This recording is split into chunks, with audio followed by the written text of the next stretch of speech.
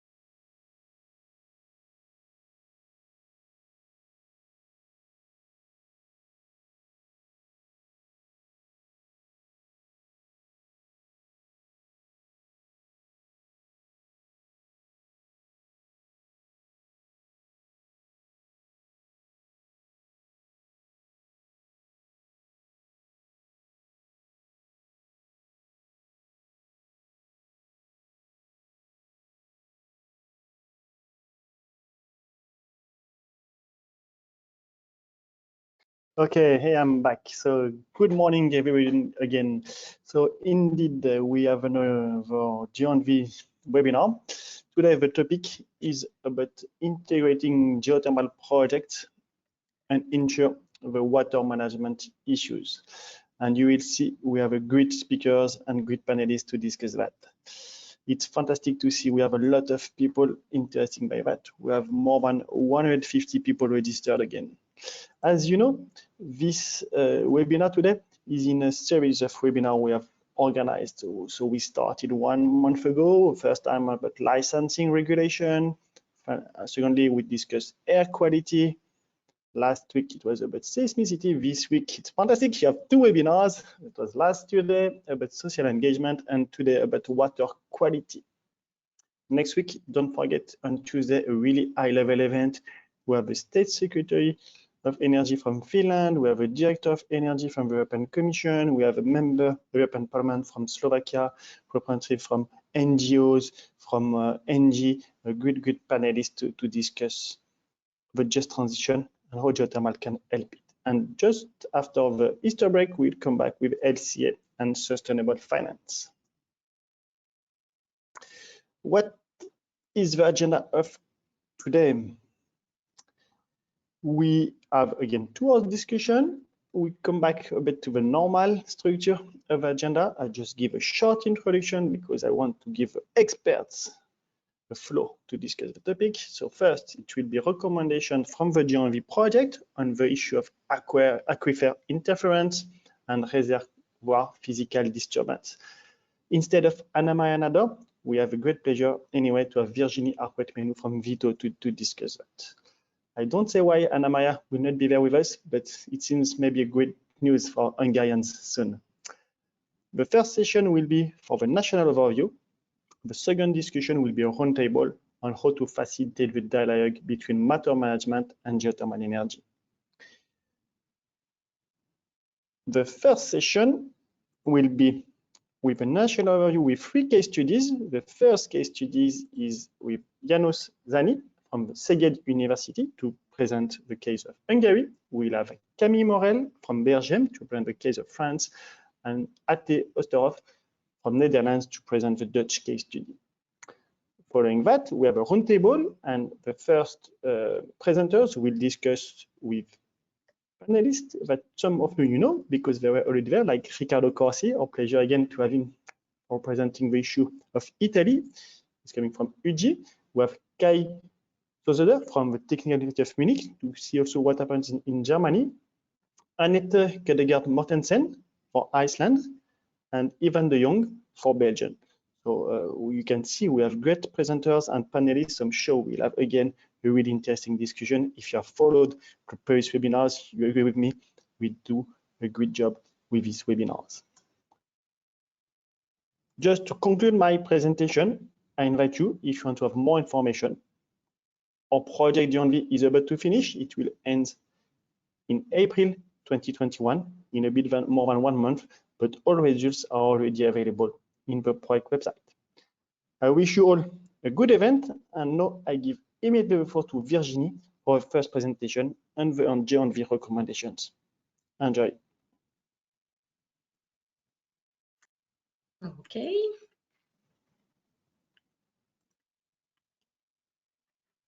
I think that you should all see my screen now. Can you confirm? I confirm. Okay, perfect. So it's my pleasure indeed to be here today to give this presentation on behalf of Work Package 4 partners and on behalf of Anna Maria, who prepared this presentation. So I will explain and give you some information about the recommendation that GeoEnvy prepared on aquifer interferences and reservoir physical disturbance. So as you know, and as Philippe explained, the ambition of GeoEnvy project was to address the potential negative perception of deep geothermal projects, in particular in the participating 6 countries, by answering environmental concerns of geothermal projects in operation, but also in development in Europe. So first of all, we looked at different tools and at what was the existing regulation, for example, about deep geothermal in the different countries. So the first exercise from this Work Package 4 on regulation was really to map and analyze the current status of environmental regulation and practices for deep geothermal energy development. Then, based on this first step, we wanted to develop some recommendation to improve the current regulatory practice. And based on that, we wanted to also involve as much as possible the different stakeholders of the sector, but also decision makers in developing this set of recommendations that I will present today. So the structure of Work Package 4 is mainly 2 big box, let's say. So as explained, we first had the challenge somehow to map the environmental regulation in the case study countries. And we summarized the finding of this exercise in one of our deliverables that I invite you to have a look at on the GeoEnvy website. So we looked really at all the steps of the decision-making process when it comes to environmental regulation and deep geothermal energy development. And based on that, we looked at, okay, then how can we somehow improve the regulatory practice? So we are working on a sort of harmonized way to look at the environmental regulation. So we have a working paper on a recommendation that has been published already, and that is also available on the GeoEnvy website. And we have also the compilation of recommendations that we have worked on so far. As said, we wanted to engage as much as possible with the stakeholders and the decision makers. And to do so, we had a series of workshops.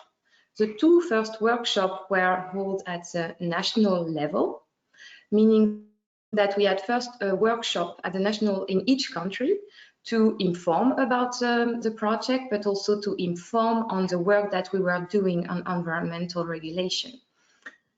The second workshop we organized also at the national level was to discuss with the stakeholders and the decision makers the potential barriers and the proposed solution on different topics. And today we are now transposing and transferring this national level work at more European level. And we are focusing more on action and priorities and next steps to take. And for that, we think that it's a really good step to take in order to share as much as possible the good practices among countries in Europe. As explained already in the first webinars that were held, we had looked at different type of topics. We treated technical topics, including seismicity, aeriform emissions, and today we are focusing on two specific technical topics, which are, as said, aquifers interference and physical disturbance, but also looking at discharge of geothermal fluids. Some recommendations have also been prepared for some process topics. Most of them have been already discussed during the previous webinars. And if you had not the opportunity to follow them, I really invite you to have a look at the recordings of these webinars that are available now on the GeoMV website. So although it might seem that the recommendations have been already published and that we are finalized the work, it's not completely true, because today is really also a good opportunity for us to collect feedbacks on the recommendations that we have proposed. And the final product of this exercise will be policy briefs that will be also published on the GeoMV website. So we warmly invite you to really take part in this process and to share your feedback with us today. So why is it important to look at aquifer interference and at this, on how to preserve this aquifer?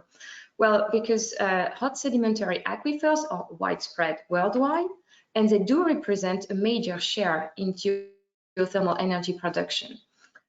We target different types of reservoir. It can be clastic porous sandstone, but also fractured calcified limestone and dolomite are the target for deep geothermal production. You can find in Europe different large basins that are important for the development of deep geothermal energy. Here we cite just a few of them: the Pannonian Basin, the Paris Basin, the Molas Basin, the Aquitanian Basin, but there are many more.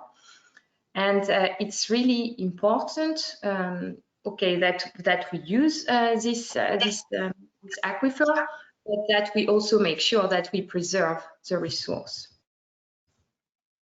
And in that sense, it's important to realize that there is a kind of a dual nature of geothermal aquifer, especially looking at the thermal groundwater, which is a carrying medium of geothermal energy. There is clearly a heat component, which is renewable because you have a recharge by the constant flux from the earth crust, but there is also the water component that should not be forgotten. And this one is partly renewable because it depends mainly on the recharge of your aquifer. Abstracting thermal groundwater for geothermal energy purpose means that you have two different aspects. You first have the energy aspect, and there you feel like, okay, I have to take out as much energy as possible, but there is also the water management aspect that is equally important, because you need to make sure that while taking out as much energy as possible, you still do protect the groundwater resources. And this has to be also in balance at the policy level. Looking at the water policy and the Water Framework Directive and the energy policy, it is clear that it's not yet really harmonized, in that sense that the scope as well as the objectives and the management tool are not really aligned. And so it seems that it's important somehow to look at both aspects in order to make sure that you develop deep geothermal energy in a sustainable way and in a way that would also protect the aquifer.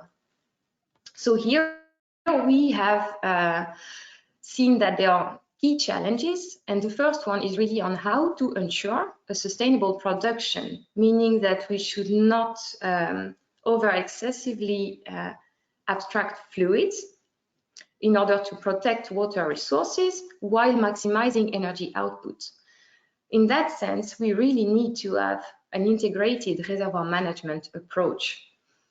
And looking at disposal or discharge of geothermal fluids, of course, the preferred option is reinjection when it is possible, because it also maintains reservoir pressure, which is also very important.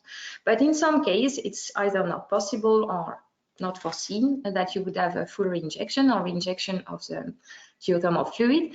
And in some cases, you go to surface disposal. The drawback is that you might have some pollution or thermal load issues and potential depletion of reservoir. So this is one important challenge. And then the second one is really on how to avoid and to make sure that there is no interferences between your geothermal application and non-targeted aquifer. And by that, we mean unwanted contamination of shallower aquifer or drinking water and protected aquifer. So this is rather a technical topic, and it relates quite a lot to drilling, but not only.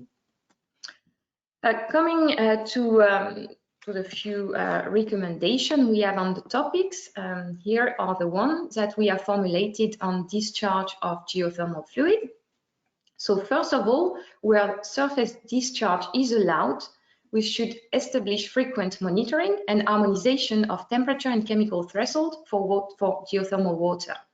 So a comprehensive monitoring system would certainly allow to have the appropriate environmental assessment and control. Then reinjection of fluid is the preferred option because it would also minimize other effects, as said, for example, the pressure effect in the reservoir. And this should be applied to direct use of geothermal fluids, or at least those involving flow rates higher than 10 liters per second. Then there should be an harmonization of chemical classification for the toxicity of inhibitors in Europe and among sectors.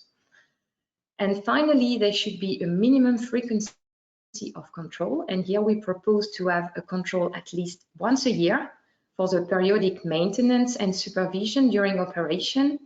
And they should be reporting to the corresponding competent authorities. Looking at the recommendation on aquifer interference and physical disturbance, first of all, there should be some harmonization of best practice regarding well design, monitoring and control of the wells. And we have some good example of good practice from France, where they do have a comprehensive guidelines for geothermal drilling operation. So this could be some inspiring example. Then we propose to make evidence of monitoring and control available to the public, be it as a form of raw data or aggregated data, depending on who the data are for. For experts, they would probably want to have raw data, but for the public, it's maybe better, for example, to have aggregated data to avoid any misinterpretation of the data. So this implies to have open data policy. And then there should be an enforcement of control of aquifer.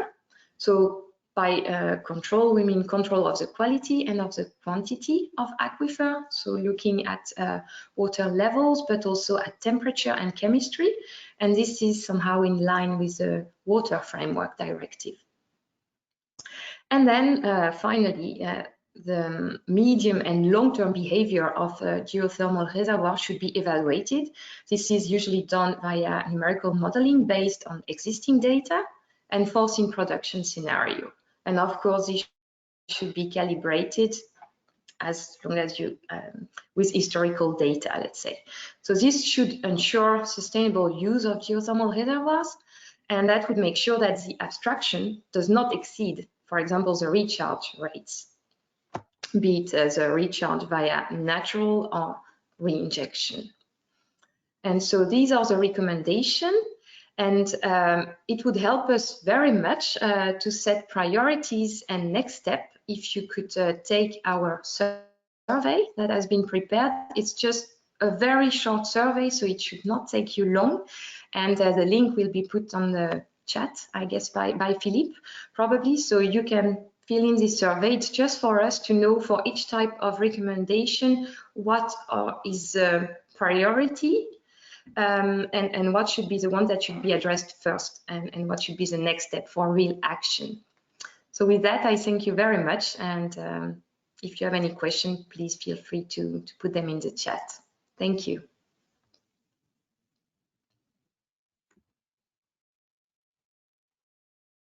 Thank you, Virginie. Indeed, we have a short question, so maybe we can just start with this one. It's from our colleague Gregor Godzel from the Austrian Geocad survey. He was saying that, in his opinion, any water discharge of energetically used thermal water should be prohibited on a EU level to ensure sustainable use. Yes, I think we agree. This not applies for balneological use thermal water. But his question is, how many thermal aquifers in Europe are listed under the WRD? I assume only a very low share. This is at least valid for Austria.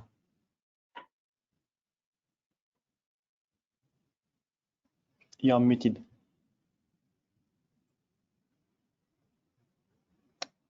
We cannot hear you, Virginie. You are muted. Sorry about that. Yeah, I said I do not have an answer, unfortunately, to this question, but certainly this is an information that we can try to find and to answer later on after the webinar. Yeah, in the Water Framework Directive, indeed, there have been several reviews recently, and maybe it's a data we can collect. Thank you, Virginie. Thank you, Gregor. No, it's my pleasure to start the roundtable. No, sorry, to start the presentation, sorry. And I will first give the floor to János for presenting the case of Hungary. Floor is yours, János. Thank you. Good morning, everyone. I try. Okay. Can you see my presentation? I confirm. Okay. One moment. I see myself and I try to to move. Okay. So I would like to show the groundwater management and geothermal energy production in case of Hungary. Oops, it doesn't work. Okay, so probably most of you know that Hungary has a favorable geothermal potential, despite of Hungary is not an active volcanic area. So because of the thin earth crust, we have a hot sedimentary basin with low enthalpy resources. As you see in the figure here, the average heat flow is around 100 milliwatt per square meter. At the moment, we have around 1,000 active geothermal well. We have two types of aquifers, the sedimentary one and the karstic one.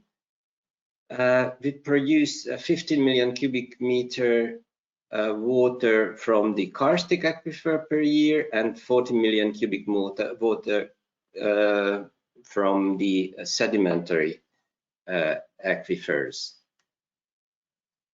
So the biggest part of the installed capacity is the agricultural and greenhouse use of geothermal energy, and the balneology and the district heating shares a quarter to a quarter.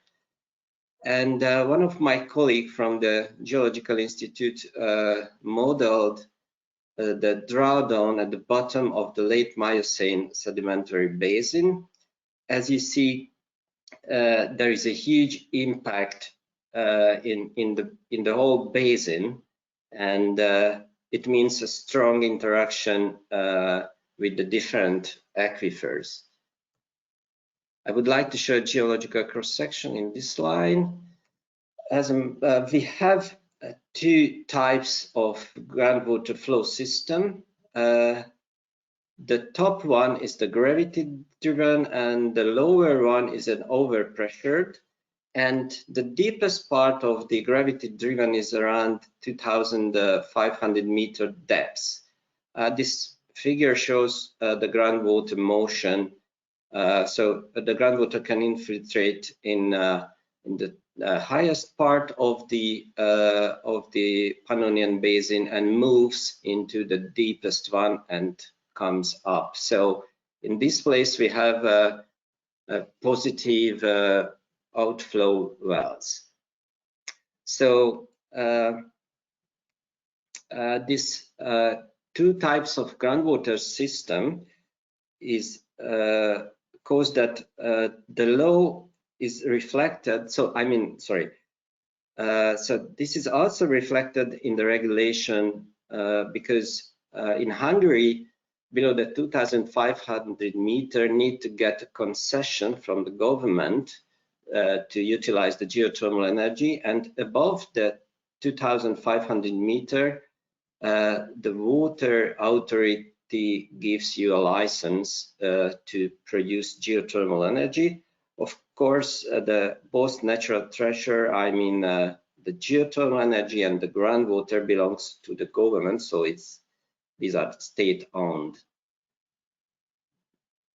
So I mentioned that above 2,500 meter, the water license need for production, and below 2,500 meter for the exploration and production need to get a concession from the government. And if anyone has a successful exploration, need to designate a geothermal protection zone. At the moment, we have 17 concession areas, and at the moment, I think 4 are sold, and the other are free.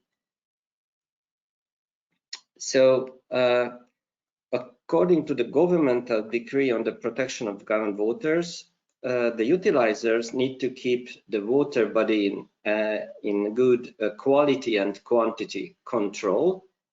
We have 8 porous aquifer. The yellow color shows the porous water bodies, and lined in red shows the 15 karstic geothermal water body.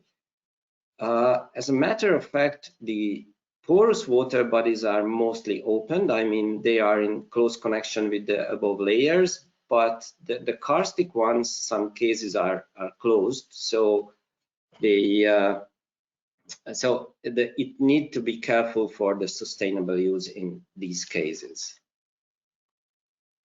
Unfortunately, in Hungary, the reinjection of utilized thermal water is not an obligation, but of course, if there are some regulations to put the water on the surface, so if the water quality is lower, I mean the chemical components are lower than the threshold values, the water can be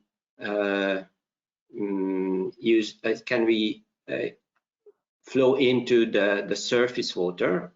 For example, in the lake, this is one of the biggest geothermal lake surroundings of Szentes, which is the biggest geothermal field. There are more than 50 operating thermal wells, and this lake is around 20 hectares.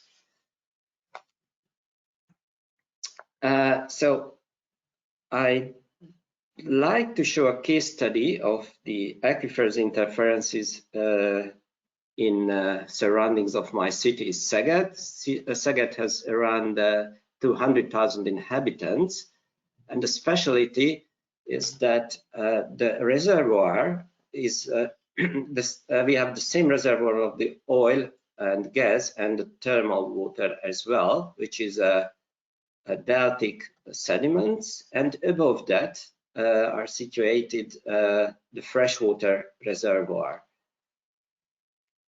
So this is one of the biggest hydrocarbon wells in Hungary. Surroundings of the city, there are more than 1,000 operating hydrocarbon wells. You can see them.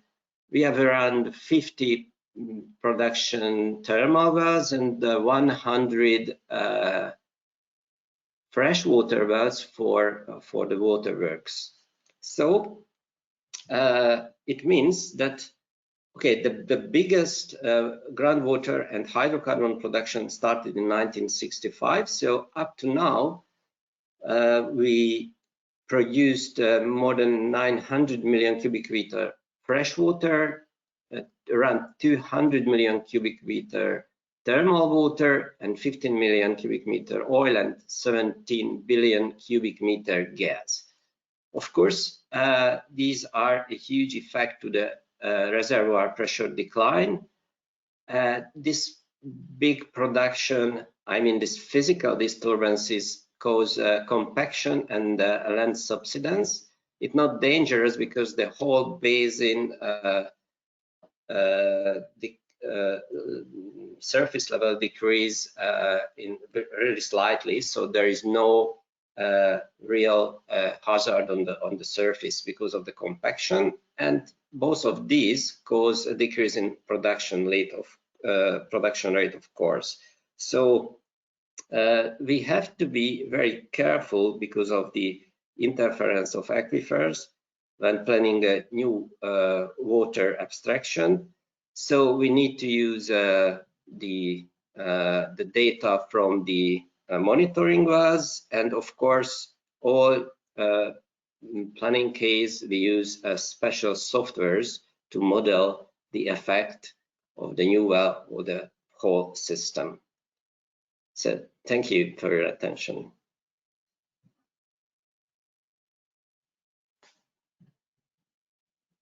Thank you very much. It's really precise as always and really understandable, your presentation.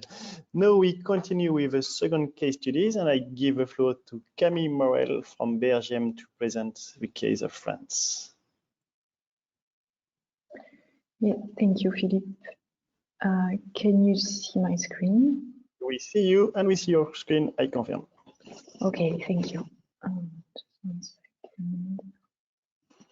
Okay, so good morning, everyone. I'm Camille Morel from BRGM, and I will be presenting the case of France, regarding the today's topic of disturbance of aquifer, reservoir physical and chemical variations.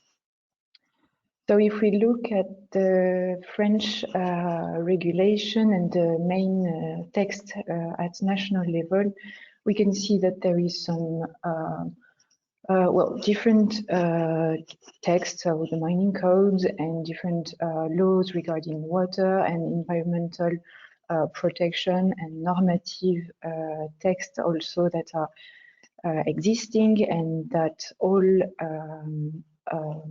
target to protect the different either surface or groundwater resources. And the risk of aquifer interconnection and groundwater disturbance is very much taken into account in all operations.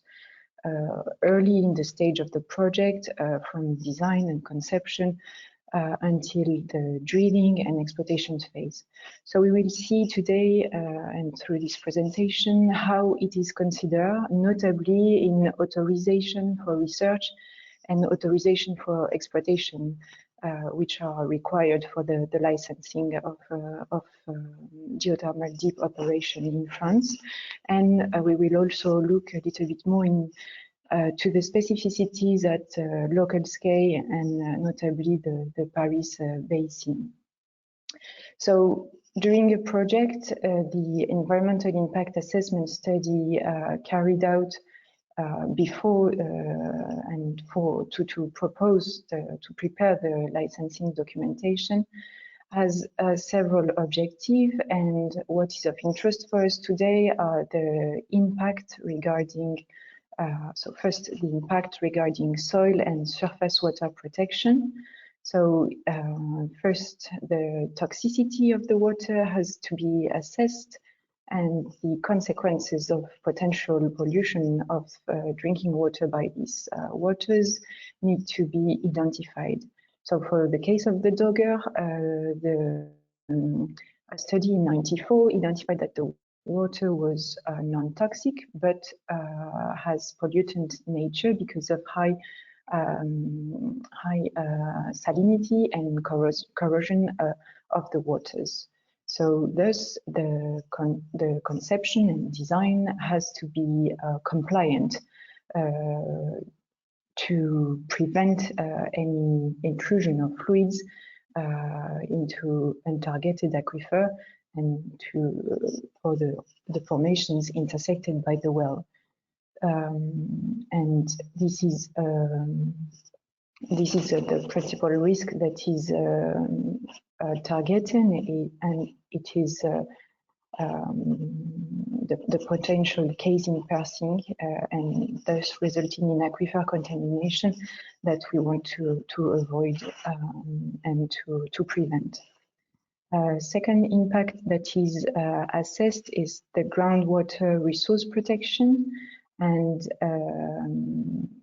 the objective is to maintain the initial chemical and biobacterial quality of the aquifer and the aquifers that are crossed by the wells.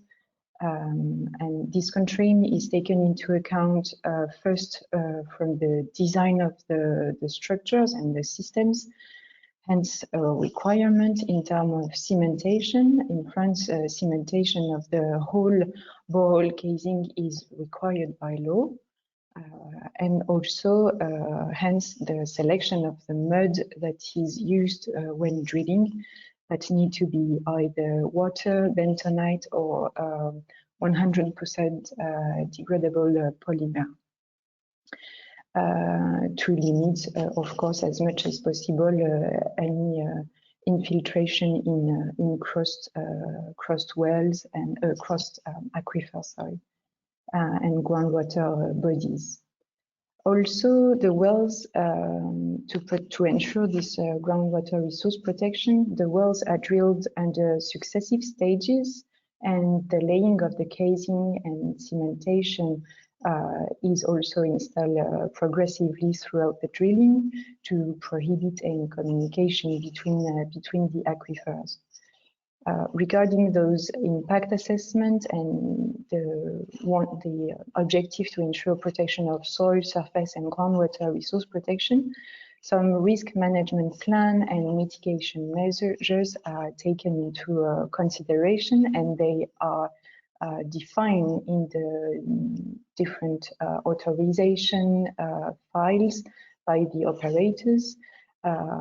For at different stages. So first, considering the design, as we said, with cement and well design that should be compliant to prevent water infiltration and communication between the aquifer, but also during exploitation and thanks to periodic regulatory quality control.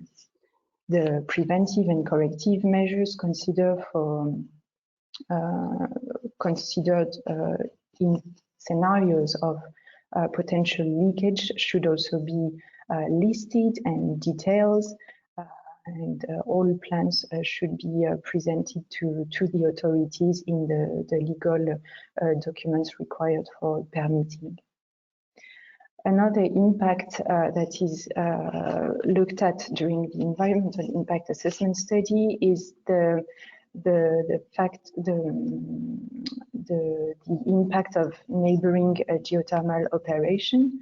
This is quite important in the Paris Basin because of the high density of operation in the outskirts of Paris.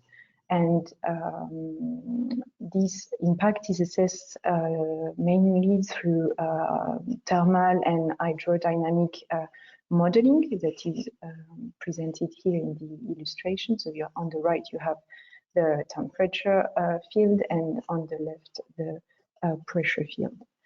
And those models have several purposes. So first, to make sure that no impairment of other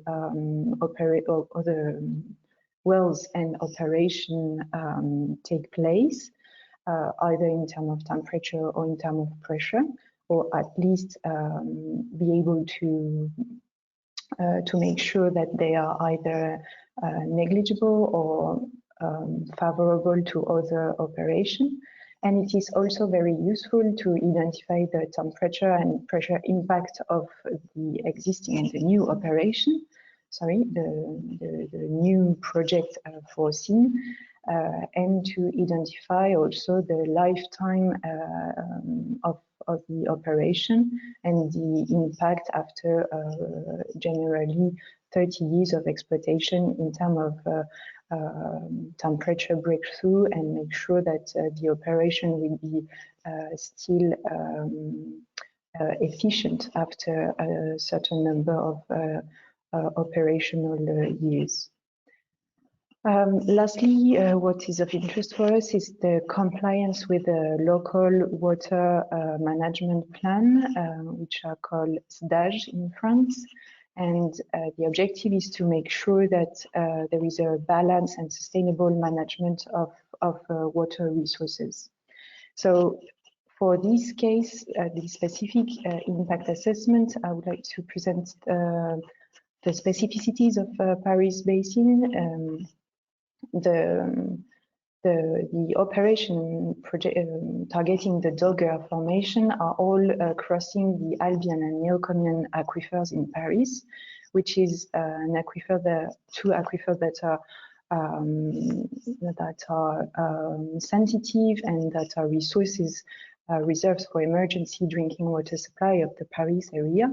So there are several requirements when drilling either through these formations or if targeting those two formations. So first is the volume of withdrawal from this water table that is regulated by regional authority.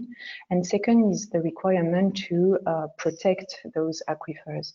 And for the Dogger operations, double casing are installed in facing those formations.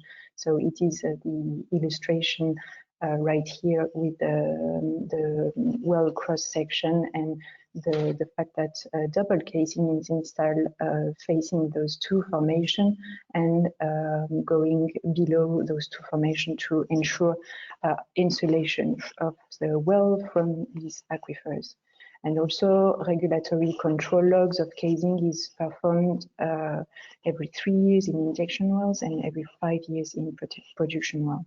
So state-of-the-art and thorough hydrogeological studies prior to project are also very important in those cases to identify the lithology and the water composition and to be prepared to protect those aquifers. And also the fact that in France, all operations should be performed in doublet technology and thus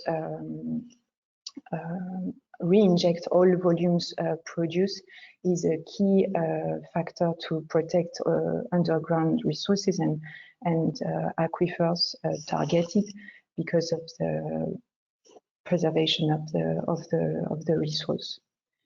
So as I said before, some periodic control and monitoring are regulatory in France, and they are of different types. So you would find the monitoring of physical parameters, so pressure, flow rate, temperature, that are daily data that are collected by operators, and they are annually transmitted to the regional authority.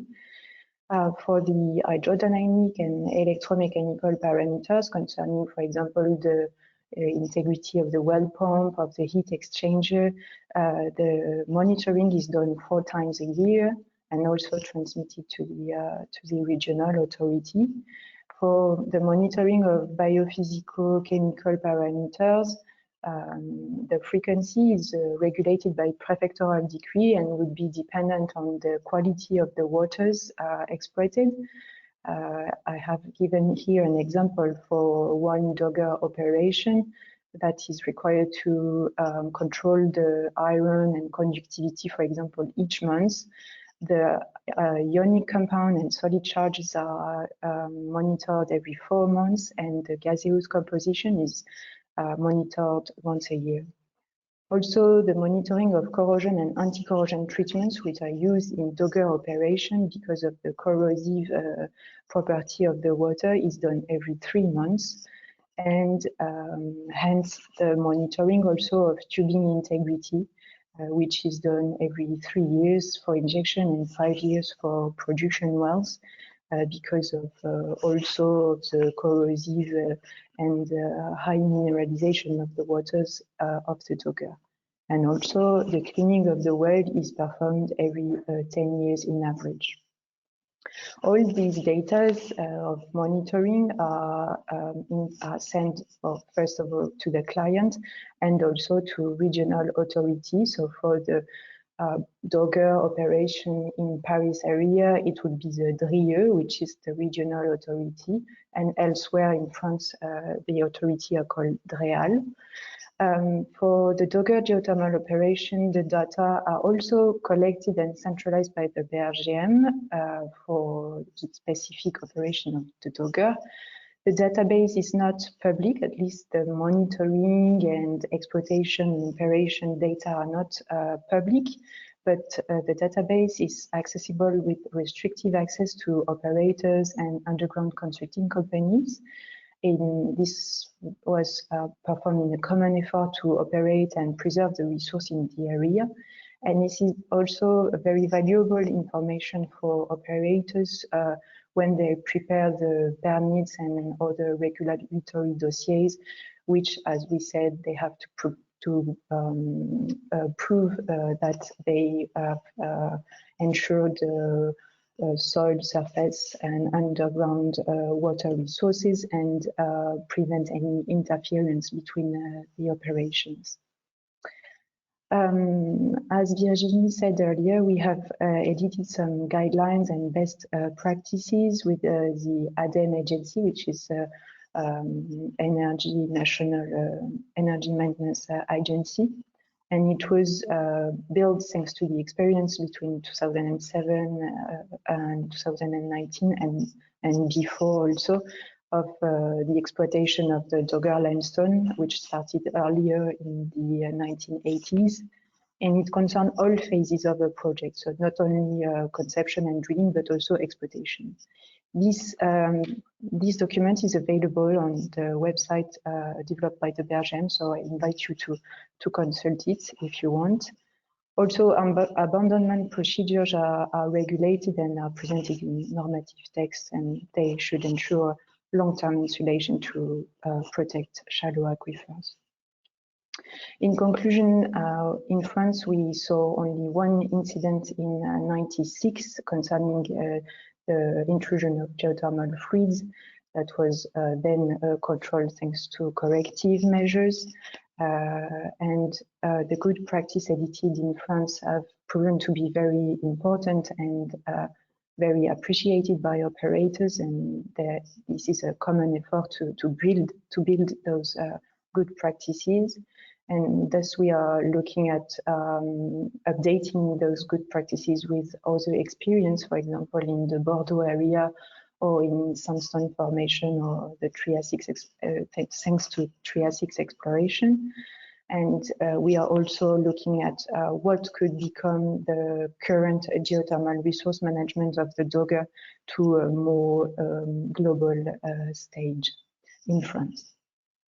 So thank you for your attention, and I give the floor back to Philippe.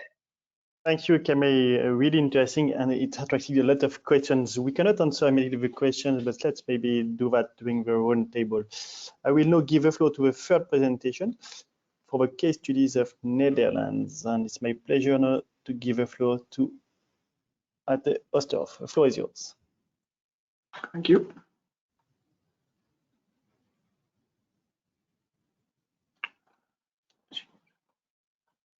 Can you see it now? Yes, just your slides are not in a full screen mode yet. But yeah, sorry. It's perfect. Floor is yours. Yeah. Okay. Thank you, Via. My name is Annette Mortensen. I work as a hydrologist with a Vitens drinking water company. So my presentation is from the point of view of the Dutch drinking water sector.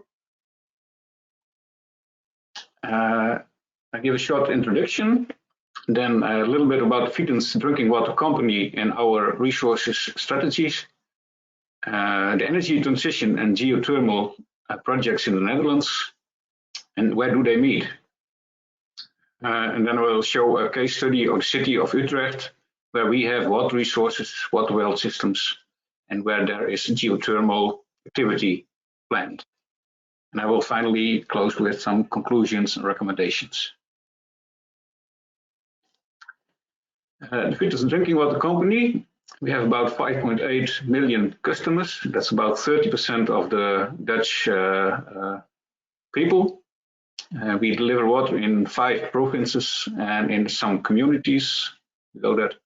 And on a yearly basis, we are about producing 370 million cubic meters fresh drinking water. And typical for the Dutch situation, we are our resources is 100% fresh groundwater. So we are not using any surface water at all. Here show a geological cross-section for the Netherlands for our area where we serve water.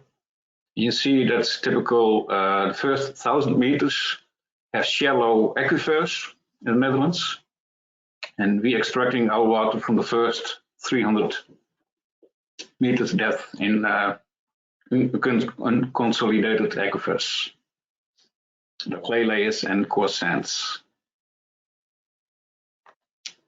We have about 110 well fields and 1,200 wells, extracting 10 to 300 cubic meters water an hour. Using the shallow aquifers, it's normally a very stable quality and very stable temperature. And so we can only use very basic purification processes to make drinking water of it. We don't have large backup reservoirs or any big, large buffers. But those aquifers are vulnerable to pollution. This is the southern part. You can see in the figure the areas where we have the capture zones and protected areas for drinking water extraction. In the Netherlands, we have a different level of groundwater protection zones. We normally have the groundwater extraction sites, so the only activity there is only water extraction. We also call it the 1-year protection zone. We have groundwater protection areas, so all the water in that area will reach the water wells within 25 years. It's legally a protected zone, so no pollution activities can take place there. Then we got the drilling-free zones, so for the aquifers with clay layers on top of it, it's not allowed to drill through that zone, through the clay layer. And finally, we have the water extraction, the capture zones, and they are not really big protected in the Netherlands. Fitted strategy, sustainable interaction of water resources in the water system. The groundwater protection, it's risk-oriented approach. Now reallocation and or finding of new resources in the Netherlands is very hard. There's no space anymore, and our strategy is we want to protect all water sources and to stay there forever.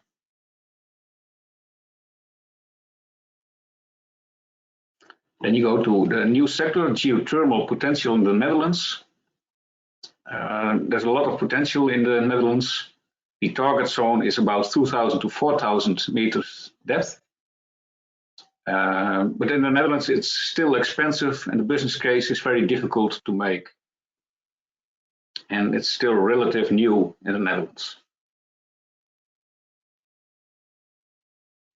In the chart, you can see the permits provided in the Netherlands now. It's all the green areas. We have in 21 about 25 active geothermal doublets at the moment, but there are also 60 exploration permits provided. And last year, the Dutch government started a large seismic research project to detail the potential in the Dutch underground. And the growth potential is about maybe 700 in 2050. There's also a lot of challenges for the geothermal projects. It's how to make cost-effective projects, the design of robust well systems,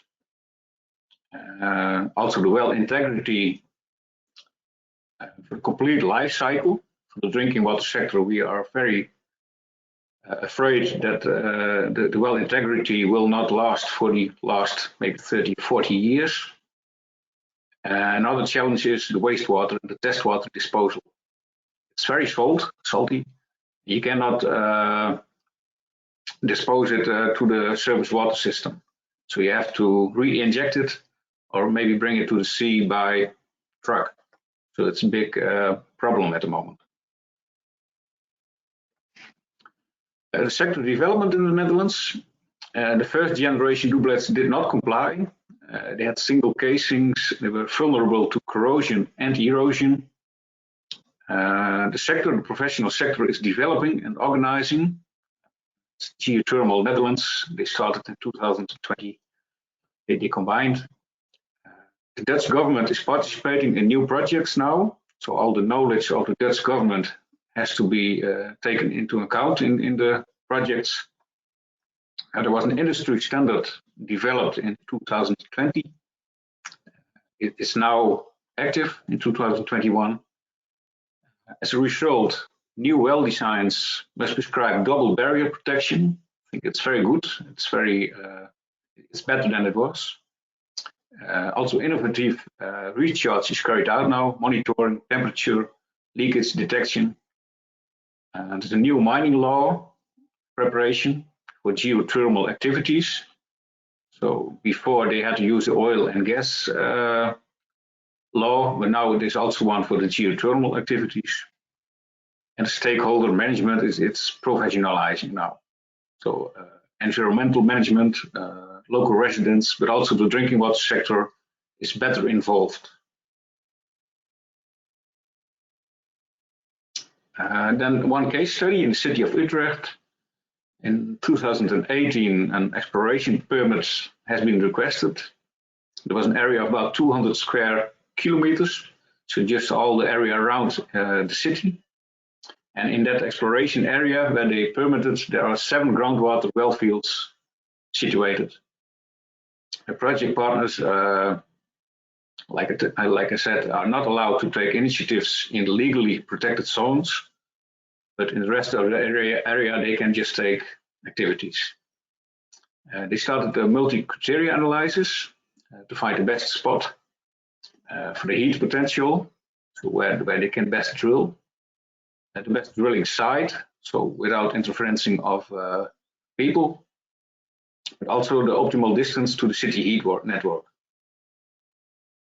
And like I said, excluding the legal drinking water protection zones. In this figure, you can see where they finally think it's the best place for them. It's very close to the drinking water protected areas. They now made it public and they want to have a new permit for drilling. It's only 400 meters away from a legal protection area, but it's still in the capture zone of our drinking water wells. We have good contact with each other. It's a positive stakeholder management, but it's still going on. We would like them to be further away from our well fields. It issues is a safe construction, well integrity, so the borehole design, and we would like to have good monitoring on it, on the drill. Conclusions. I think the pressure on the Dutch underground is still increasing for geothermal activities, but also for drinking water activities. There's a very big need to detail that. Stakeholder issues should be discussed openly, and the use of a new industry standard, also new techniques, but also monitoring in vulnerable areas will be very necessary. It's a first step to meet each other. Recommendations, segregation of different initiatives is very preferable. There's a need for cooperation, also for government and stakeholders in finding solutions for support of geothermal energy and sustainable drinking water production. Thank you for your attention. Thank you very much, Ati. Really clear, precise, and concise. So now we are able, perfectly on time, 11 o'clock, to start the roundtable discussion. So for the roundtable discussion, we have a pleasure now to have Anna Maria back for moderating. Yes, hello everybody. Thank you. Rejoined the meeting. Sorry again for apologizes for everybody. I had an overlapping meeting, but Philippe, if you want, I can chair the panel discussion. But if you want, you can carry on. It's up to you. You are the expert. It's better you are doing it. I show my screen to show the agenda. Okay. And maybe we ask. Okay, so I take over then the moderating role, if you don't mind. So welcome everybody. My name is Anna Maria Nádor. Sorry, I did not have the chance to present myself before. I'm representing the Hungarian partner, the Mining and Geological Survey in the GeoEnvy project. And our main contribution to this project was especially related to the water management aspects of geothermal energy use. So that's why we, the Hungarian partners, were asked to organize and chair this webinar. So we are very happy to, in addition to the 3 previous speakers, to welcome another 4 excellent experts in our panel discussion. Ricardo Corsi from the Italian Geothermal Association, Kai Sösseder from TU Munich, Annette Mortensen from Iceland, and Ivan de Jonge from Belgium. And all our 4 distinguished guests are representing a very good expertise on different areas where the geothermal energy production is related with the water management issues. So before or during we are starting our panel discussion, I would also like to ask all the attendees of the workshop that at the beginning your attention was raised to a survey. I hope all the participants have the link to this survey, and so please during the discussion carry on, because your feedbacks not only from the panelists but also from the audience is very much appreciated. So starting with the panel discussion. First of all, I would like to ask the panelists one by one to give a brief, let's say, reflect on the topic, share your experience or what you think is important related to this topic. So first, I would like to ask Ricardo Corsi from the Italian Geothermal Association. So Ricardo, if you can say us a few sentences or share your thoughts, please. Okay. Good morning to everybody, and I appreciate the presentations, and I would like to say something about the geothermal situation in Italy. You know, it's quite different from what was presented up to now, because as you know, in Italy we have very high enthalpy resources, especially the last area developed for high enthalpy resources, the Monte Miata area, and Monte Miata area has a geological characterization and has a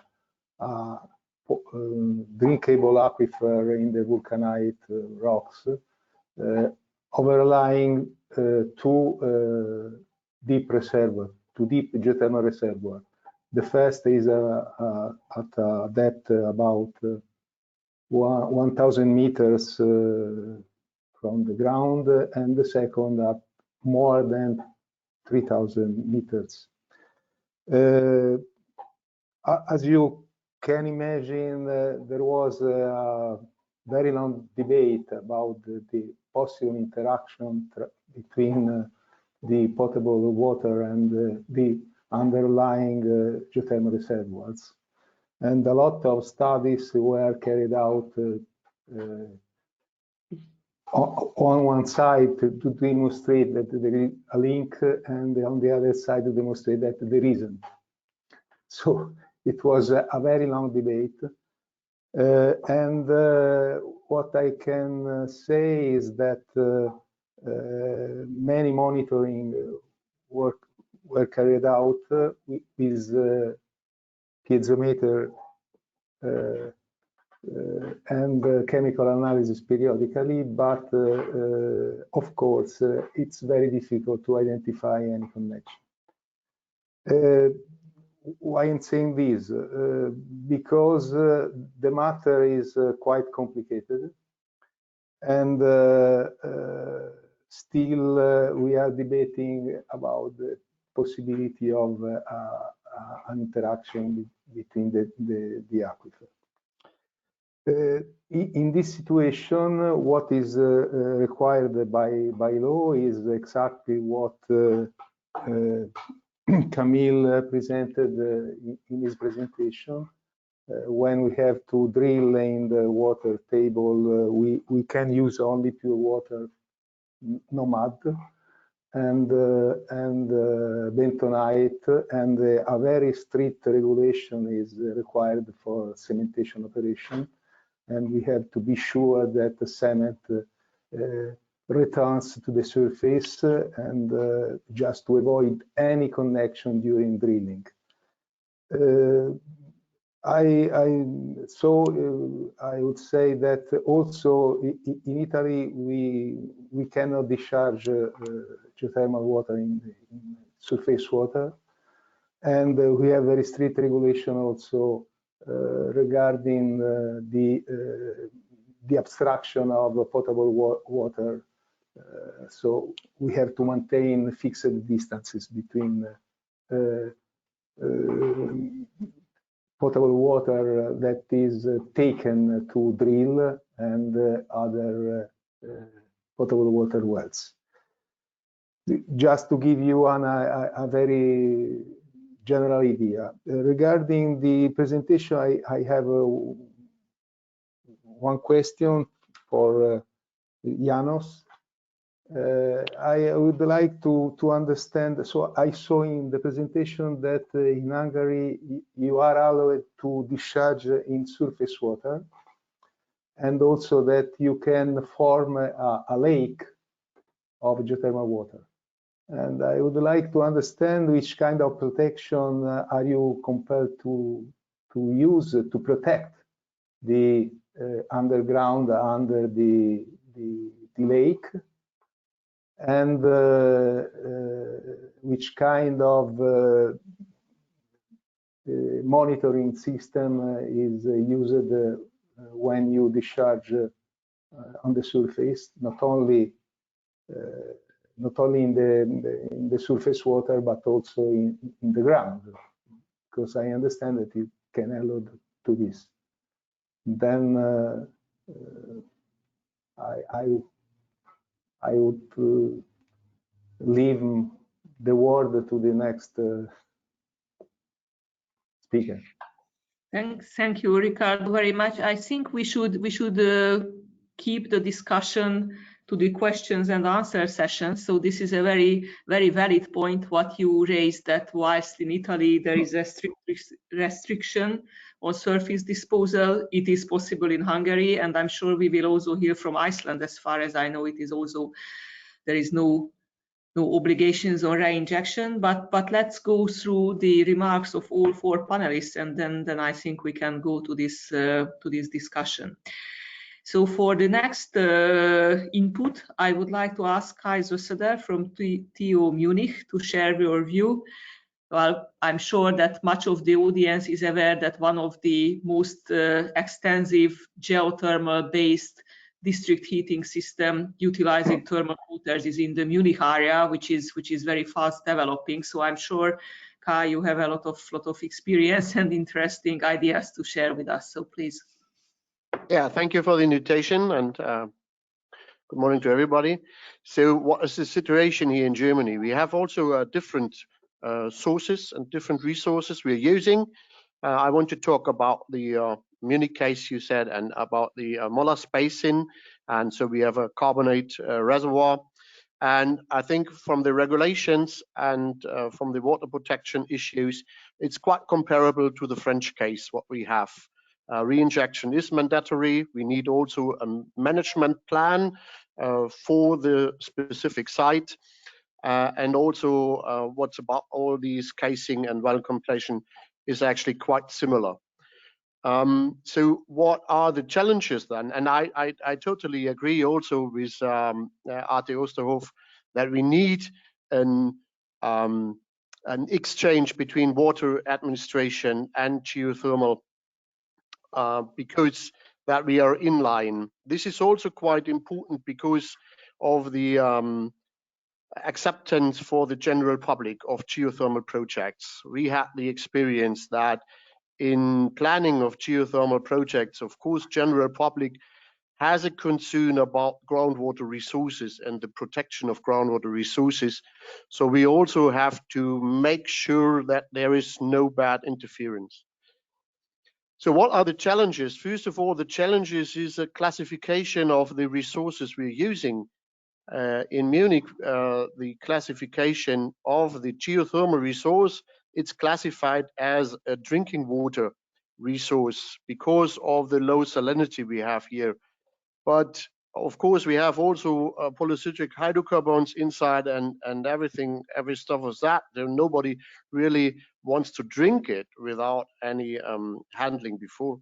So I think the classification makes us some problems because, for example, using inhibitors, we have scaling problems and we have to use inhibitors, and that's actually not allowed at all. So we have to make sure which inhibitors we can use, and they are very strict on that point.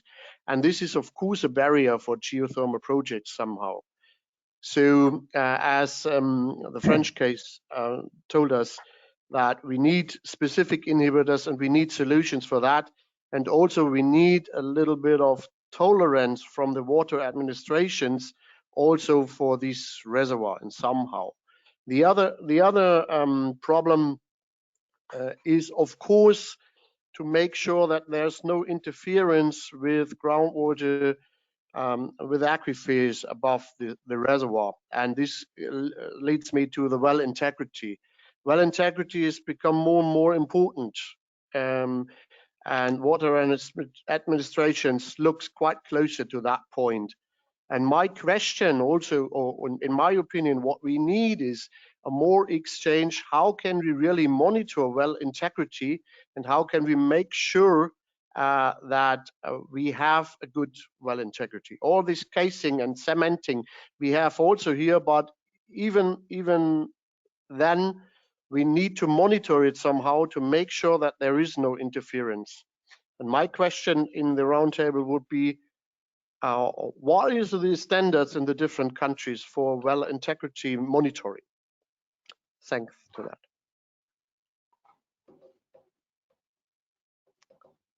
Sorry, I muted myself. Thank you very much, Kai, for this very interesting ideas. And I think, yes, definitely the well integrity is another question which we should discuss after this short introduction.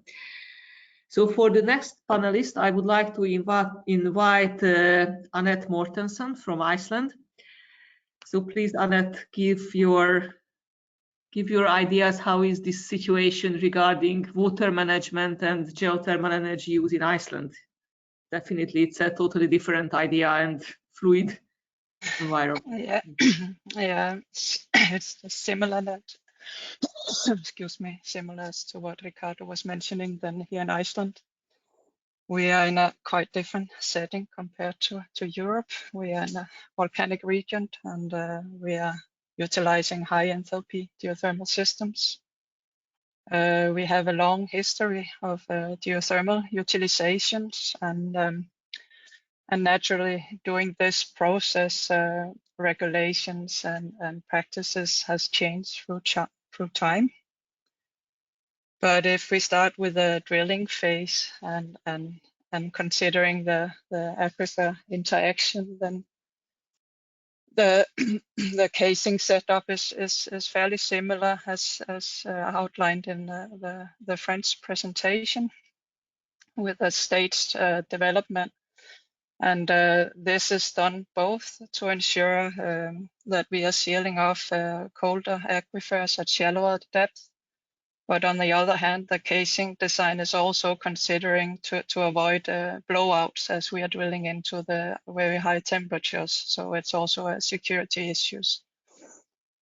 As for the casing integrity after we start producing, then there are no regulations that are requiring that we are regularly monitoring this, but we know from finding out problems with the wells, we are every year monitoring the output and chemical composition of the production wells. But otherwise, we are not changing operation too much to avoid putting strain to the casing. But we know in some instances that we casing damage do occur.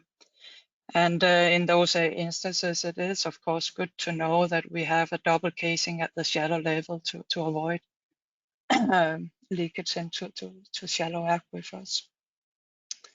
It is, of course, a problem with monitoring that we have to use tools that can monitor at high temperatures. So in that case, we would need either to consider mechanical tools or something like that to monitor casing integrity, but according to regulations, we are not required to do this in a regular interval, as was mentioned in France. As for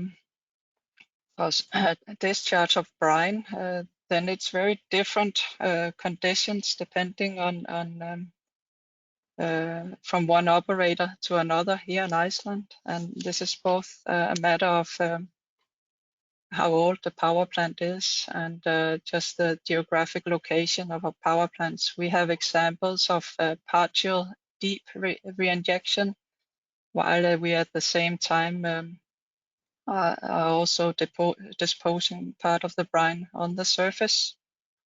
And in some instances, we have disposal into the sea of the brine.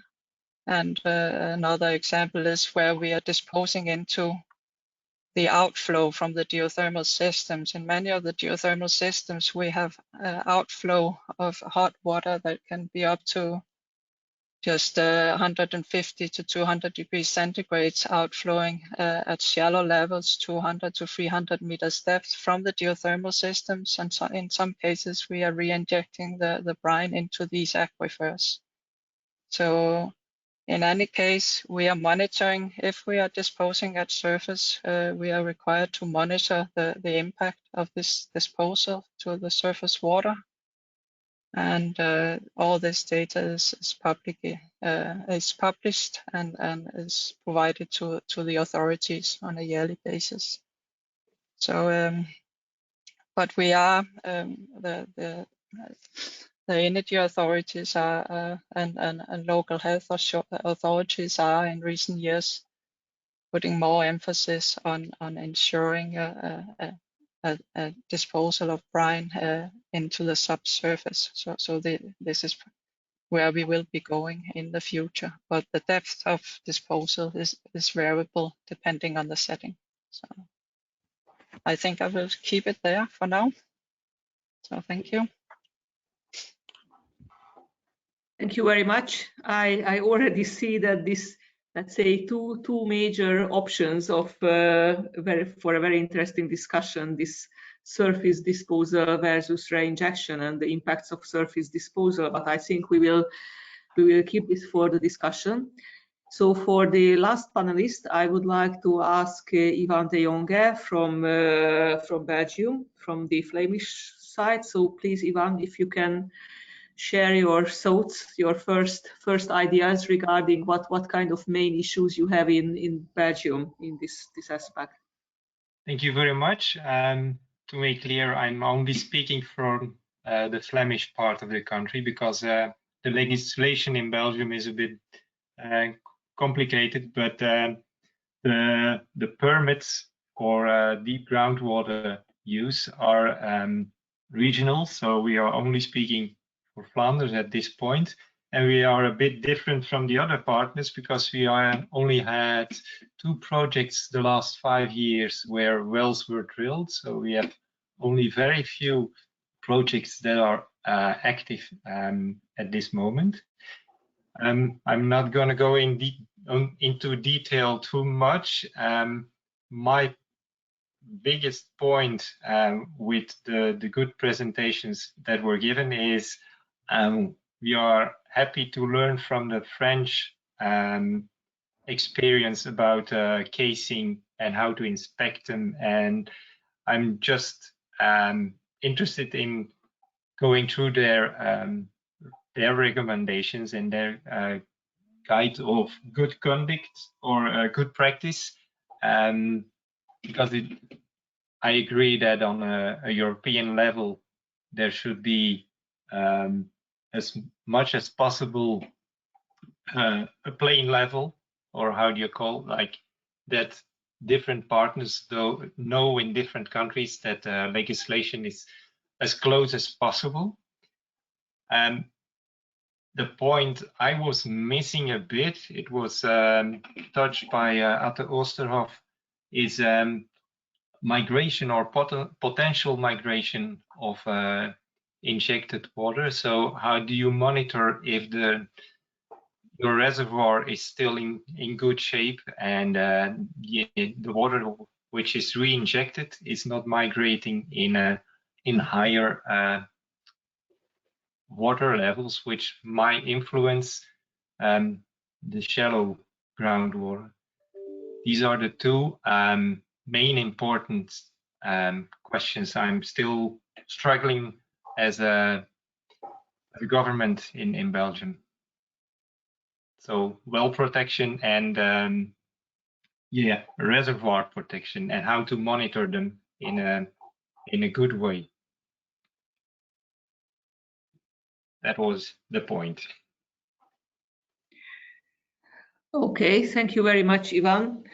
So I think first maybe we should discuss briefly the questions raised by the different panelists, and then of course we would like to provide the floor for the audience also to ask questions. So if you have any questions, audience, or remarks, then please send it in the chat so we can reply to that.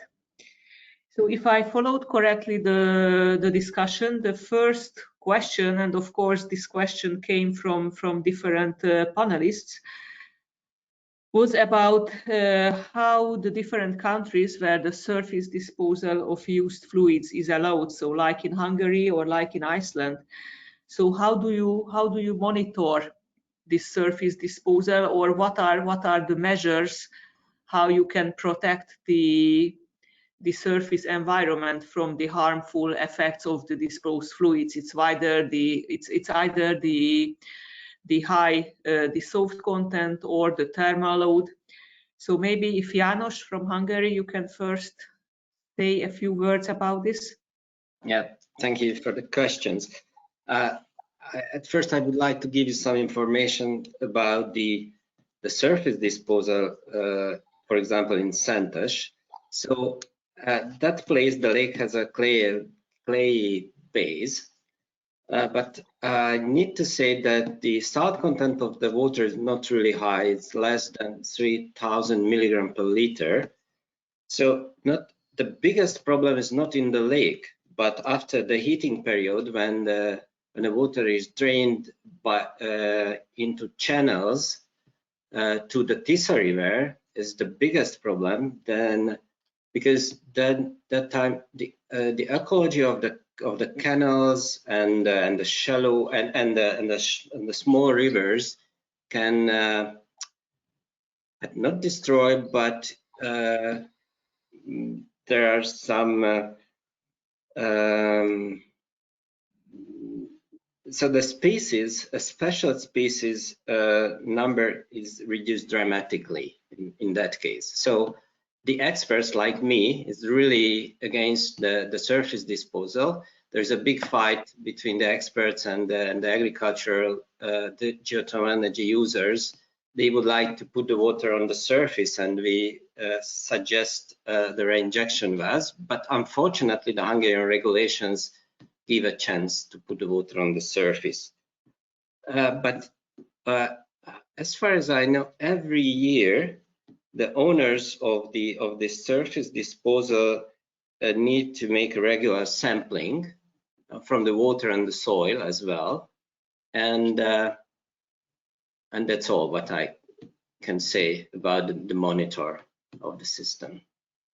But if I know correctly, but please János comment on that, the major gap, for example, in the Hungarian legislation, and in that respect, Iceland is a good example, that all this analysis or the results which has to be done on the surface disposal, these are not public or, yes, or very hardly available. So for some other projects, we try to collect data about this surface disposal sites itself or the water analysis, and it was very hard to find data. Is it correct? Yeah, unfortunately, you are right. And the other problem sometimes is not the surface disposal, I mean not the lake, but sometimes the used thermal water flows direct into the river, and the temperature sometimes reach 50 degrees. So it's a really heat shock for the ecosystem. But the measured temperature value is not public, so it's not open for public, and we have not a real information about these systems. I mean the experts, only the government agencies, and they not publicate it. So how is it in Iceland, Annette? So because as far as I know, there is a very good and transparent and public system or open system to access this data. So can you say a few words how it works in Iceland, this monitoring or public data? Well, of the surface disposal, then I come from one of the main operators, Landsvirkjun, and we are monitoring the composition in the brine at one of the power plants is disposed. Part of the brine is disposed into a small river, and along the river is this is then flowing some 10 kilometers from the power plant, where it's that has formed a small lake, and where the water is then disappearing into the ground through a fracture. And what we are doing along this river is we are monitoring the composition and temperature along the river.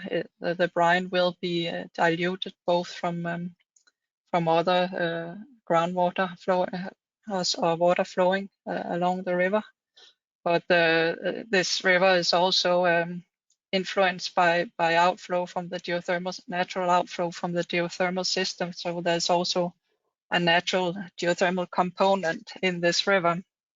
But what we are doing is that we are required in collaboration with the local health authority and the environmental agency.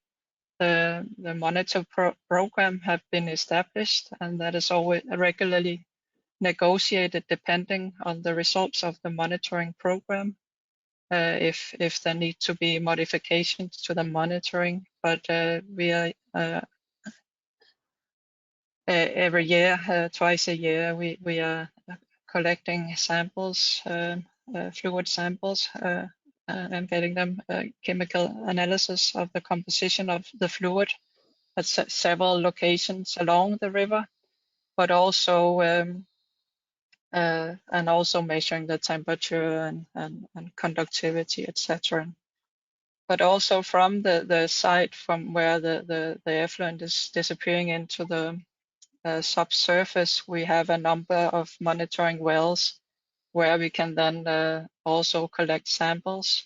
And through this process, we can see that through the water-rock interaction, the rocks are really the few chemicals that are slightly above levels in the critical levels in the river. They through the water-rock interaction, the concentration in the water decreases substantially through the reaction with the basaltic rocks. So and these the samples are analyzed by independent institutes, and sample collection is partly also taken care of by independent consultants. And this data is published in reports and provided to the authorities, and also published on our web page. So this is all public available to people. Well, I think that's why Iceland is very special, because first, when you said that sometimes the temperature of the discharge fluid from power plants can be as high as, I don't know, 100 Celsius, and I guess these are very, let's say, aggressive fluids, so very high dissolved content and chemical, very weird chemical, or very, let's say, massive chemical composition. Then I thought, oh my God, how it can happen that it is flowing away on the surface. But then, of course, I realized that in Iceland, if I understand correctly, there is this natural surface manifestations of the geothermal systems.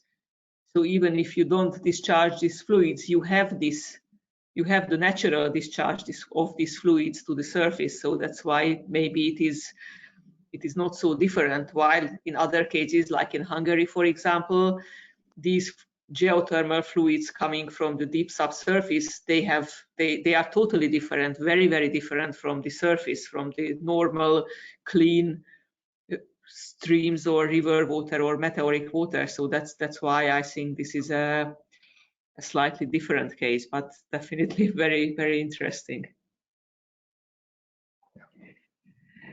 Okay, I don't know if anyone else from the panel has some comments on this discussion on the let's say reinjection, or not especially the reinjection, rather on the surface disposal of used fluids and their environmental impacts. May I? Oh, yes, of course. I would like to comment just a little what regarding the monitoring of the casing. So in Italy, we have high temperature and high presence of carbon dioxide in geothermal fluid. This promotes a sort of protection of the casing, because a thin layer of iron carbonate is formed.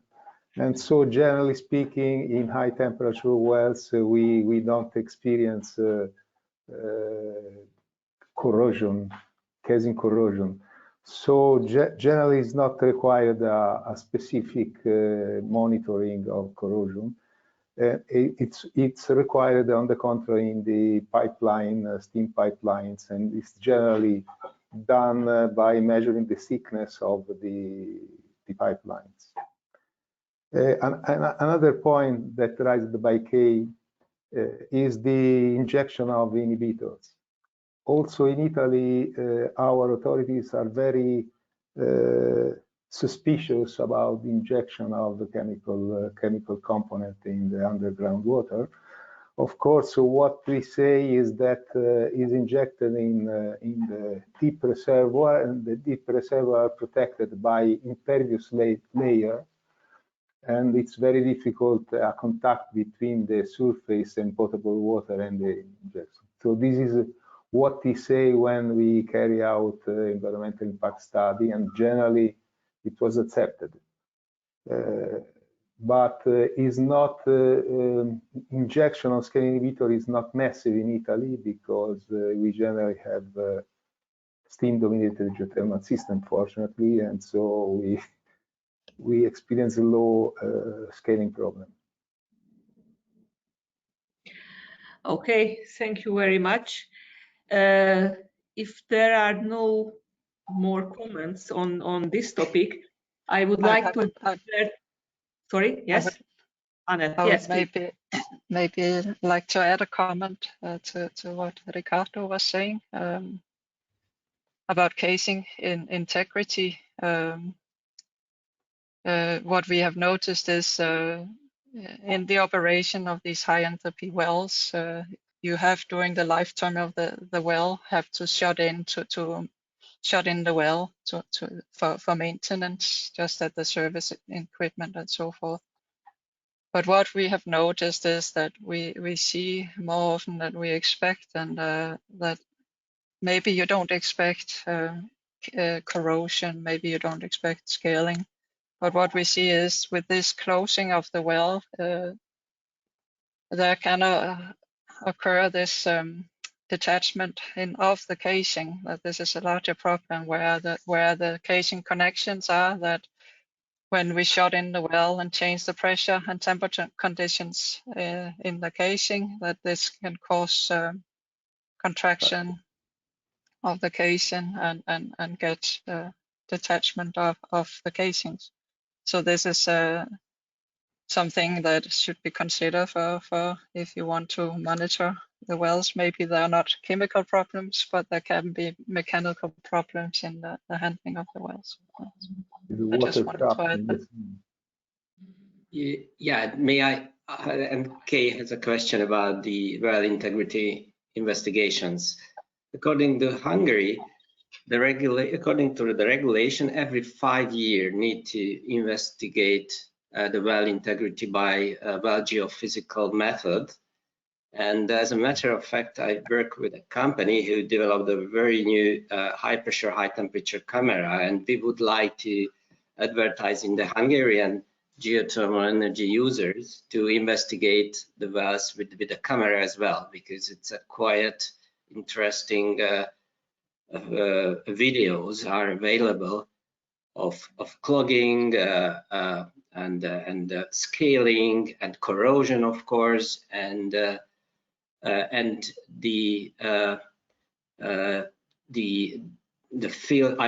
screen. Sometimes the screen is quite interesting. What type of material can be precipitate on the filter? I mean the screen, and sometimes a dropped object in the well. So to investigate the well integrity according to the Hungarian rules is an obligation every 5 years. Yeah. Are there any similar obligation in other countries by the law? So regular check of well integrity or methods, for example, prescribed, or frequency? How is it in the other countries? Germany or Italy or Iceland or Netherlands, Belgium, France? As far as I know, there is no fixed time. We are monitored by the mining authority that periodically makes some check about the condition of the wells. But as far as I know, there is no fixed time to make integrity test in Italy. But I am not sure. Sorry. In France, as I said in the presentation, it's regulated for the Dogger operation every 3 years in injection wells and every 5 years in production wells. And the cleaning of the well is operated in average every 10 years, and monitoring is done notably by diagraphy or using freshwater tracing tests. Okay. So the other question I would like to ask you, because for me it was very interesting when Kai mentioned that in Germany the geothermal waters, what you use in the Munich area as a resource, they are classified as drinking water resource. I guess because of the low salinity and because of it's a carbonate reservoir. But I think this is another, let's say, quite general potential conflict between the, let's call it the geothermal industry or geothermal users and water users, is the interaction between the geothermal fluids and the drinking water resources. And it is partly connected, this question, to the well integrity, so whether there is a potential threat that the deeper fluids can somehow contaminate the drinking water resources, or it can also a potential threat if there is a shallow reinjection. So if you not reinject into the geothermal reservoir, but you reinject the used fluids into shallower aquifers, or there may be other potential interactions. So for example, I know in Hungary, this is quite a big, let's say, general concern or debate, that much of the drinking water resources are coming from shallower aquifers. So we have from different companies and different universities a lot of studies and modeling how the shallower aquifers are potentially interfering with the deeper aquifers, which are the sources of the thermal water. So I would like to ask the panelists or maybe the speakers, so also from France or the Netherlands, that what is the case in your country? So what kind of studies or experience you have this kind of interconnection or possible conflicts or co-uses of the shallower aquifers and the deeper geothermal aquifers? If any of you can give some ideas. I can say something about the case of Montemiata in Italy, as I mentioned in my short presentation.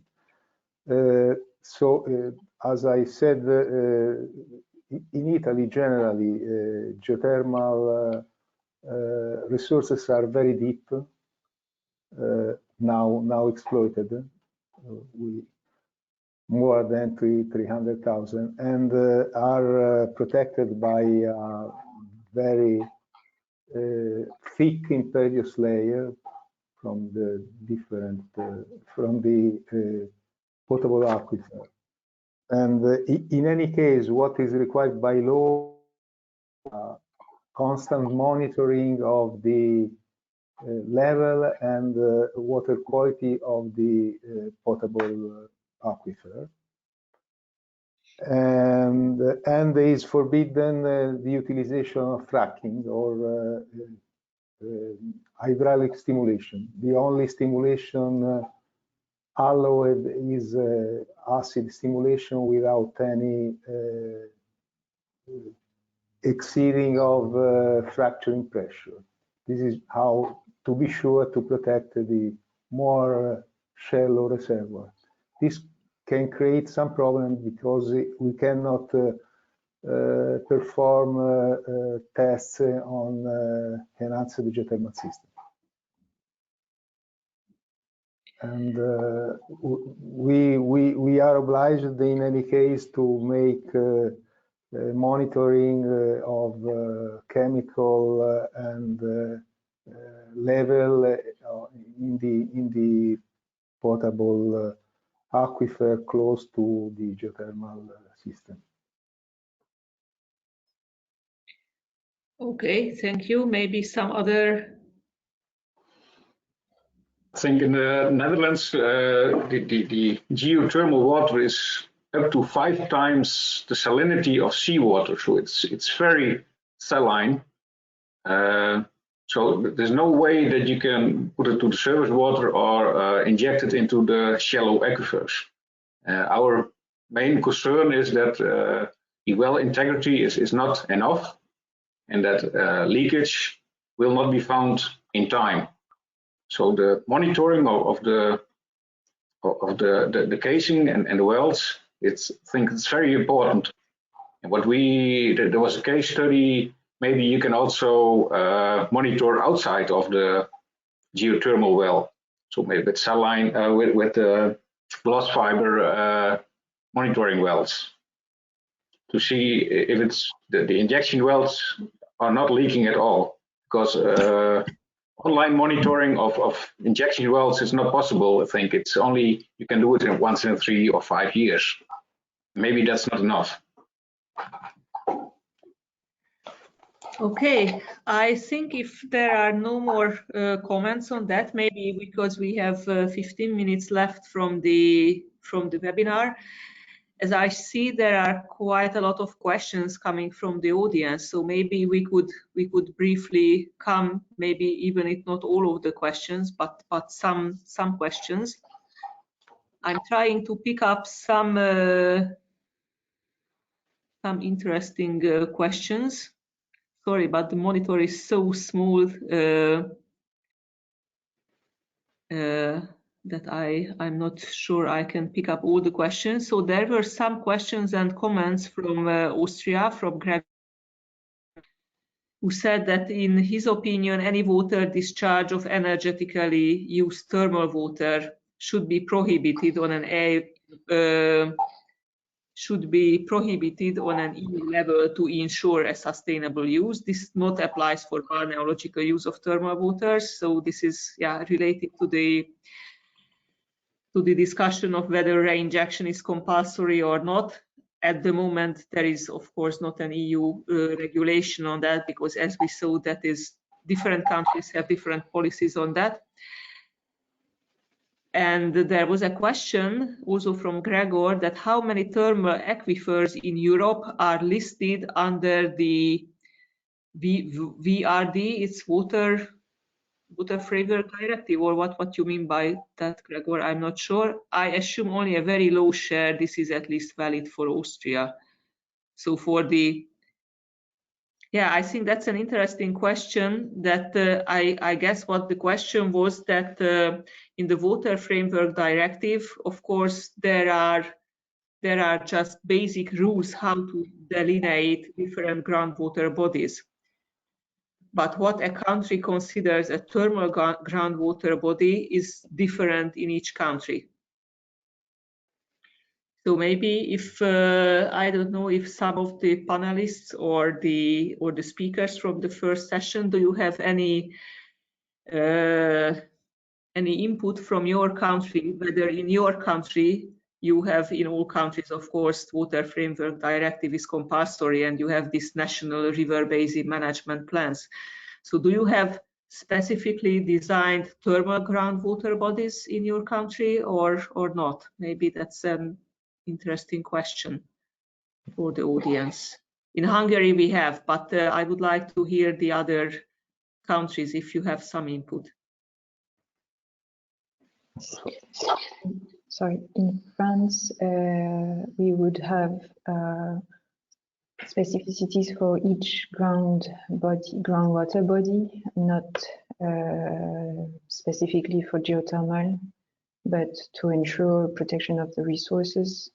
And in areas where geothermal energy is operated, some specificities are edited in each of these plans and water management plans. And the illustration I gave earlier was the Albion resource aquifers. So over the whole territories, the water bodies are identified and specific plans are associated. Mm-hmm. So it's the same in Italy. Yes. Yeah, same. Mm-hmm. But so just sorry, maybe, just maybe yes. just from the German point, I think it's a regional specification somehow. So the water administration are based on regional administration units. So every region has specified the groundwater bodies and the use, but especially in some heterogeneous aquifers, really the utilization of the groundwater bodies are not really specified. We have for the deep geothermal use, we have just a few aquifers which are relevant. So they are well known and they are specified. But how the groundwater bodies are used above is actually based on the regional knowledge, actually. So that's it. Mm-hmm.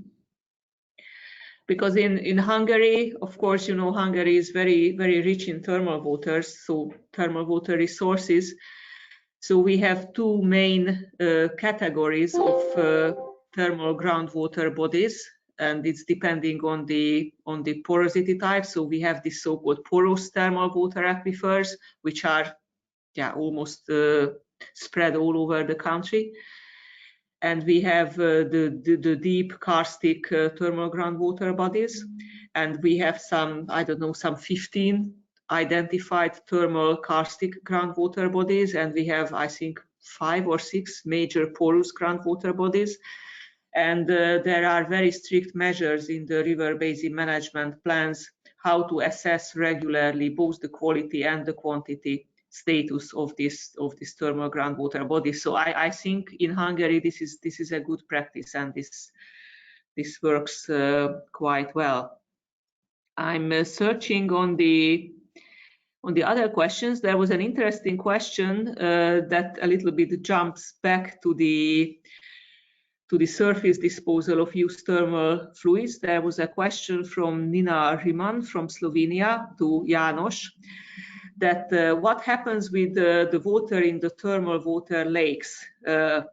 Does the water evaporate, or does it infiltrate into the drinking water shallower aquifers? So what happens with the water in the lakes?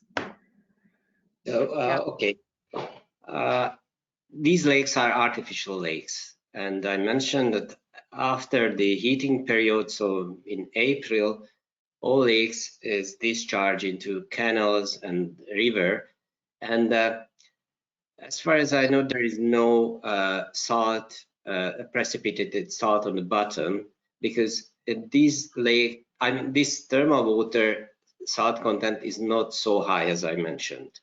So the problem, as I mentioned before, generated not the lake, but in the canals and the rivers where the water flows out. Okay, thank you. If I'm scrolling down the questions, there were several questions from Niels Hartog. Thank you for the questions.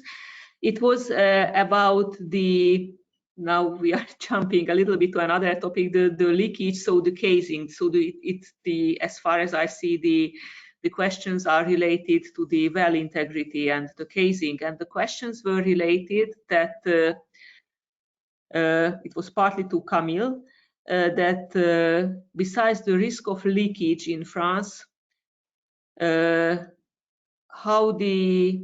so what are the potential impacts on groundwater? And an interesting question, that how do you treat, or how do you deal with the heat loss through thermal conduction from casings? So not just the actual contamination, which might happen through a bad casing, but actually the heat impact, so the heat loss through the thermal conduction from casings. Yes, so of course there would be also the risk, the impact around the injection well with the expansion of the cold bubble, which is monitored.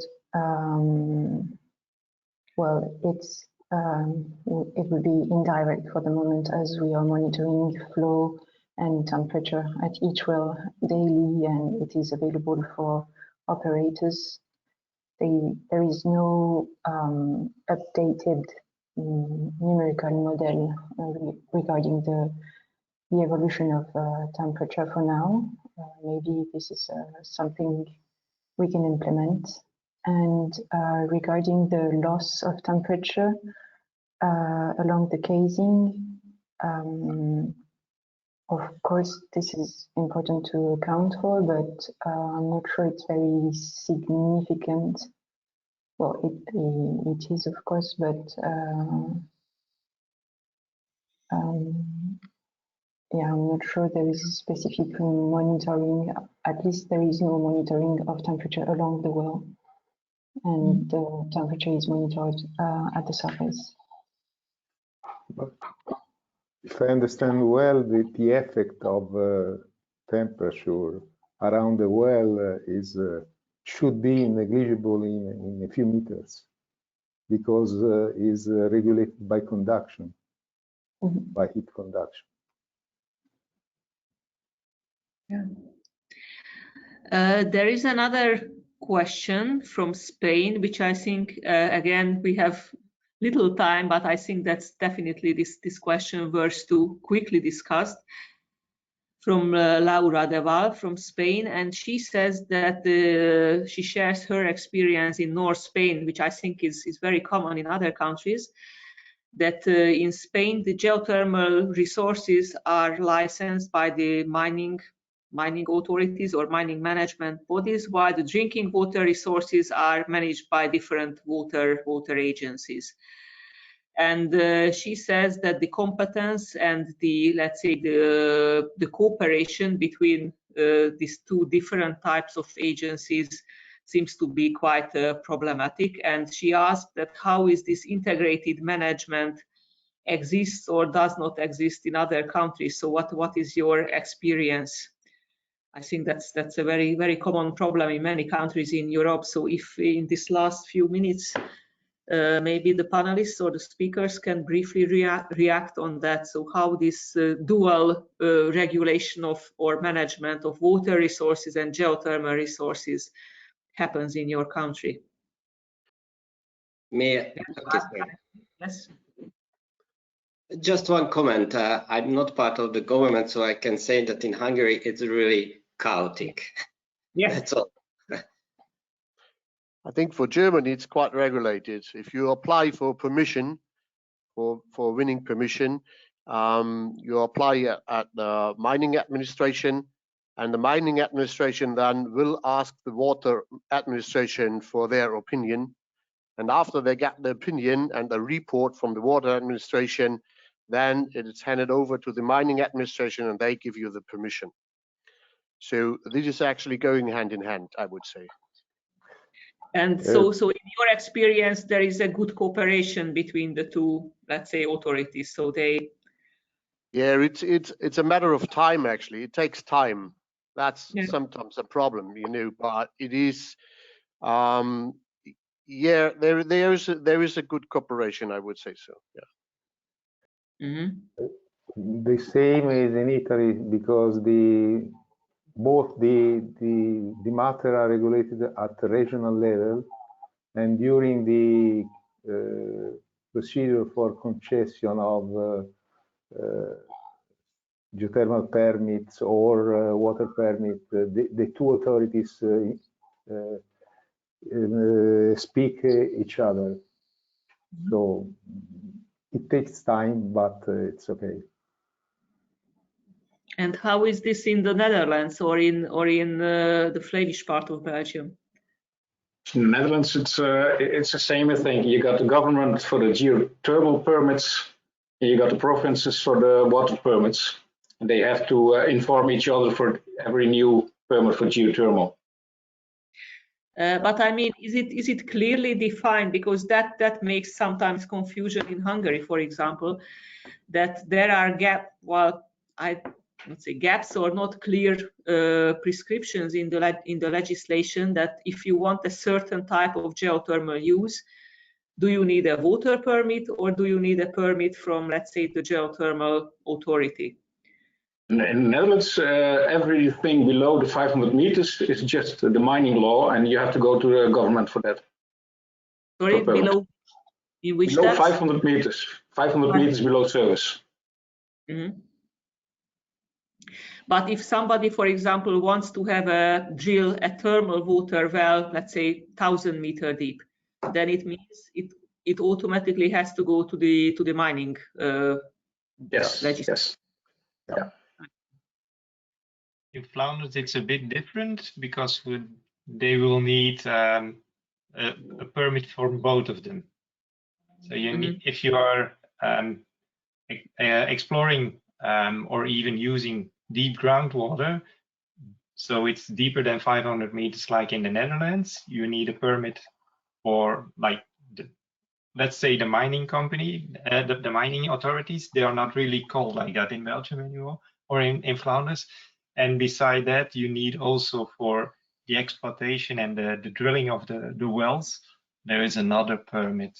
But we are, at least to say, on speaking terms, so we all know each other, and all the projects, which are not many of them in Flanders at the moment, they are really well discussed. But the biggest point, like said by others, it's timing. It takes time. Yes, this is more or less the same situation in Hungary. So in Hungary, there is a weird, let's say, artificial depth limit, 2,500 meters, and it says that below that depth, so for the really deep projects, these are the mining authorities who give the permission under a concessional system. Otherwise, from shallower depths, you can produce thermal water based on the water license. However, if you produce from a deep project thermal water, so also from below 2,500 meters, on top of the concession and the mining permission, you also need a water license. And so that's it made quite a lot of debate, especially in the past, between the mining authorities and the, let's say, water authorities. But as far as I see from the comments, this is more or less a kind of shared or dual legislation in almost all countries, and this is just a question that how clearly the requirements for the different permits are described in the relevant law, and how well the different authorities can communicate in each other in practice. But I guess this is a complex and different topic. So I think we are approaching the end of our webinar. So I would like to thank you very much for all the speakers and all the panelists, your contributions. I think we had a very interesting discussion and debate. I don't know if there are any final. I don't see any more questions. Of course, we could not go all questions from the audience, but I think we did quite a good coverage. We will answer, of course, all the questions. I would like to ask if there are any final remarks or comments, or let's say takeaway messages from the speakers or panelists on this topic. Or maybe I would also like to ask you one more time again, maybe in this last one or two few minutes, that at the beginning we shared this little poll, that how much you agree with the recommendations or what the GeoEnvy project made related to this water management and geothermal energy use issue. So either from the panelists or the speakers or the audience, then please fill in this little poll and help us to further develop our project recommendations.